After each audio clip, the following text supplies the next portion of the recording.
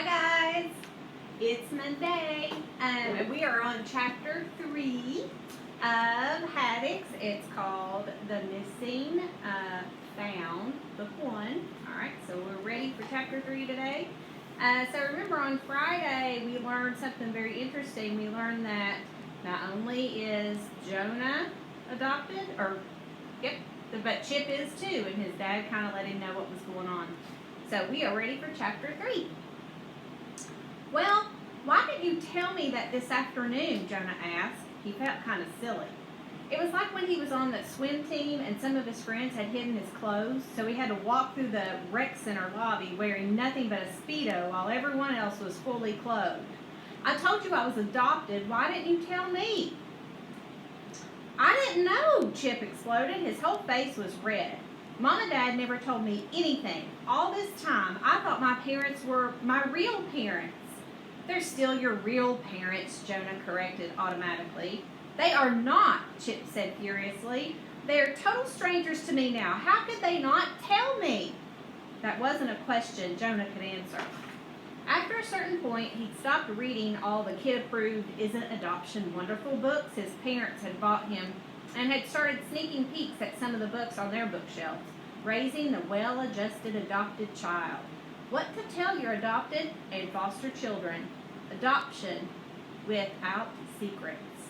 All the adoptive parents' books Jonah had ever seen acted like there was one commandment Moses had forgotten to bring down from Mount Sinai.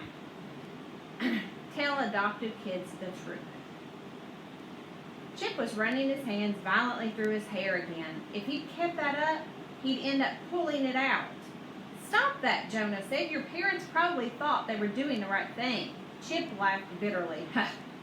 Yeah, the right thing for them. He stood up abruptly, knocking the desk chair over backward. This is just like them. They always want to pretend that everything's normal, that everything's fine. No, Chip, you didn't hear anyone yelling last night. Your father and I never fight. Adoption is normal, Jonah said. It's been a part of human society for centuries. Chip shot him a get real look and began pacing. When he reached Jonah's door, he pounded his fist on the wood. Then he lowered his head onto his fist and just stood there. Chip, Jonah said nervously, are you okay? You know what's funny? Chip said in a strangled voice without lifting his head. It's kind of a relief, not being related to them. I don't want to be like Mom and Dad anyhow. But who am I for real? Who are my real parents? Birth parents, Jonah said. They're called birth parents. Chip rolled his head to the side. Would you stop that, he said. It's like you're brainwashed or something. What? Jonah said defensively. Those are the correct terms. Birth parents are the people who give birth to you. Real parents are the ones who change your diapers and get up in the middle of the night when you're a baby and show you how to ride a bike without training wheels. And he stopped because he thought maybe he was quoting directly from What to Tell Your Adopted Foster Children. Chip slid down to the floor, crumbling like one of those rag dolls Catherine used to drag around by the feet. My parents didn't show me how to ride a bike, he said. They left that to the babysitter. Jonah thought for a moment. Well, at least they were ones who paid the babysitter. Chip groaned. He balled his hands into fists again and pressed them into his eye sockets. Why, he whispered, why did my real parents give me up? This time, Jonah didn't bother correcting Chip out loud, though his brain translated, you mean your birth mother set up an adoption plan.